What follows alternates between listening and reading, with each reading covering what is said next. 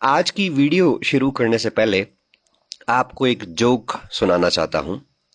एक मुसलमान कहीं पर चोरी कर रहा था। चोरी करके निकला तो साथ ही अजान की आवाज आ गई और वो नमाज पढ़ने लग गया। लोगों ने उसे पकड़ लिया। पहले उसकी अच्छे से धुलाई की और फिर उसे कहने लगे, तुम नमाजें भी पढ़ते हो और चोरी भी करते हो, तुम्हें शर्म नहीं आती? तो आगे से मुसलमान कहने लगा, इसमें शर्म वाली कौन सी बात है? नमाज मेरा फर्ज है और चोरी मेरा पेशा यानी प्रोफेशन। आज की वीडियो भी इसी टॉपिक से रिलेटेड है कि क्या नमाज हमें बुराइयों से बचाती है, या नमाज के मुतल्लिक बोला जाता है कि नमाज एक बेहतरीन फिजिकल एक्सरसाइज है। क्या इसमें कितना एक सच है, आज की वीडियो में देखेंगे।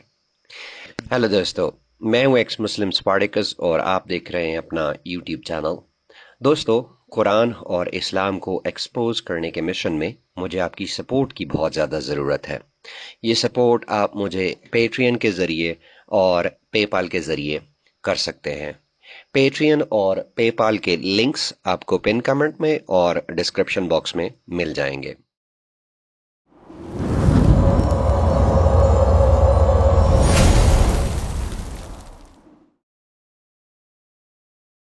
इसमें कोई शक की बात नहीं कि नमाज एक टेंशन और ज़हनी दबाव का नाम है। और ये बात आपको कोई भी मुर्तद अपोस्टेट बता सकता है जो पहले बतौर मुसलमान 5 वक्त की नमाज पढ़ने पर मजबूर था, यानी अल्लाह के खौफ से। मगर फिर उसने अल्लाह से भी निजात पा ली और 5 वक्त की नमाज से भी। और किसी और से इस बात की गारंटी क्या लेनी, मैं खुद इस बात का गवाह हूं। कुरान में मुनाफिकों की अलामात में एक अलामत उनकी नमाज में सुस्ती और काहली भी बयान की गई है। सूरह निसा की आयत 142 है, व इज कामू इलस्सलात व कामू उक्साला। इसका तर्जमा यह है, और जब वो नमाज के लिए खड़े होते हैं तो सुस्ती के साथ खड़े होते हैं। मगर बिला शक और शुबा फजर की नमाज में आपको मुसलमानों की अक्सरियत अपनी सुस्ती की वजह से मुनाफिक बनी खड़ी दिखाई देगी।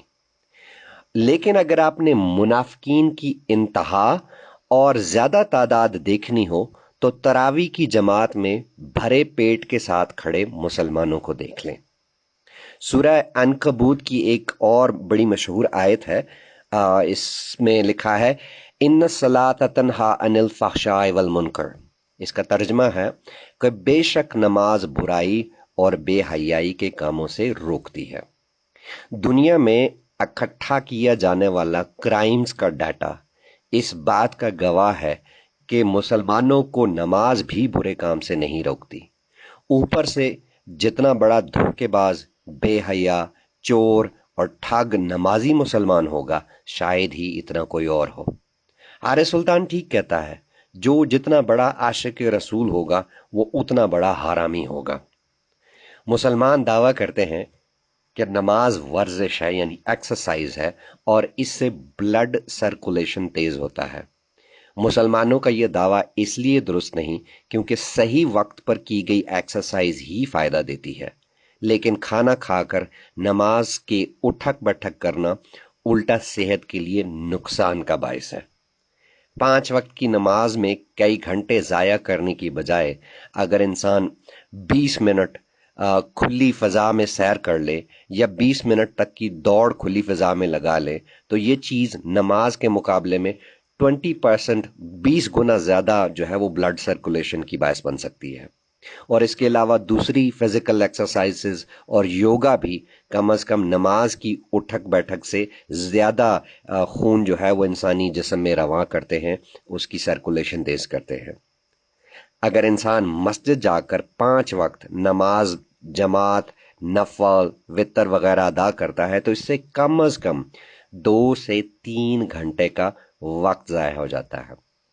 फिर अजान की आवाज आते ही उसकी कंसंट्रेशन खत्म हो जाती है और मस्जिद भागने की टेंशन सर पर सवार हो जाती है। और काम करने वाला है तो वो नमाज पढ़ने के चक्कर में फैक्ट्री या ऑफिस का वक्त जाया कर रहा है।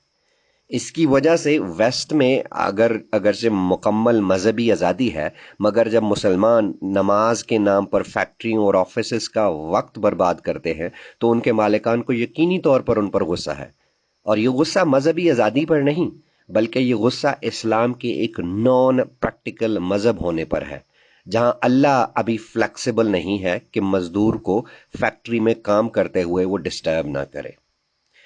پھر جہاں نقصانات کی بات آتی ہے تو نقصانوں میں ایک نقصان یہ ہے کہ نیند کا پورا نہ ہونا۔ فجر کی نماز بالکل غیر فطری ہے۔ اگر فطری ہوتی تو مسلمان اتنے فضائل اور وعید سننے کے بعد فجر کی نماز پڑھ رہے ہوتے، اور خاص طور پر گرمیوں میں جو 3-4 بجے اٹھتا ہے نماز کے لیے، وہ سارا دن اونگتا رہتا ہے اور اس کے اوپر چڑچڑا پن جو ہے وہ سوار ہو جاتا ہے۔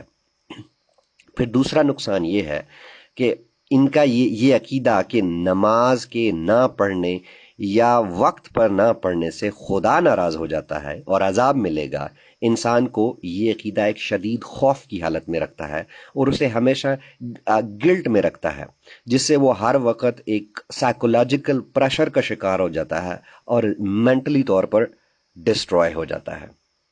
پھر تیسرا نقصان پانی کا ویسٹیج ہے۔ 5 وقت وضو کرنے سے پانی بہت زیادہ ویسٹ ہوتا ہے۔ لوگ گندے بدبودار پسینے والے کپڑے پہن کر جاتے ہیں، اسے تو نہیں روکا گیا، مگر بغیر وضو کے ان کی نماز نہیں ہوتی۔ اکثر علاقوں میں پانی کی کمی کی وجہ جو ہے وہ مسجدوں میں وضو کا استعمال ہے، وضو کے پانی کا استعمال ہے۔ پھر اگلا نقصان سردیوں میں وضو کرنا۔ سخت سردی میں وضو کیا جائے تو وہ صحت کے لیے انتہائی ڈینجرس ہے۔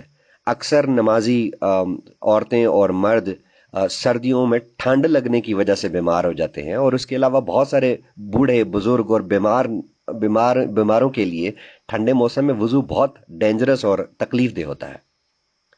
پھر اگلا نقصان خود پسندی اور تکبر۔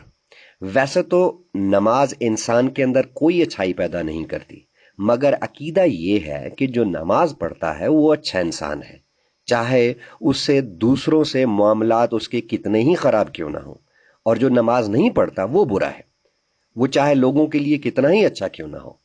اس ججمنٹل عقیدہ کی بنا پر نمازی جو ہے وہ اپنے آپ کو دوسروں سے بہتر اور نماز نہ پڑھنے والوں کو اپنے سے گھٹیا اور کمتر سمجھتا ہے، اور خود پسندی کی ایک نفسیاتی بیماری کا شکار ہو جاتا ہے۔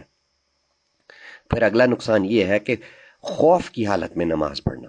جب نمازی نماز میں کھڑا ہوتا ہے تو اپنے اوپر ایک سیلف امپوزڈ خوف طاری کر لیتا ہے کہ کہیں نماز نہ ٹوٹ جائے، کہیں کوئی غلطی نہ ہو جائے، کہیں کوئی ایسا عمل نہ ہو جائے جس سے نماز ٹوٹ جائے اور خدا ناراض ہو جائے، اور یہ خوف کی حالت بھی جو ہے وہ انسان پر برا اثر ڈالتی ہے۔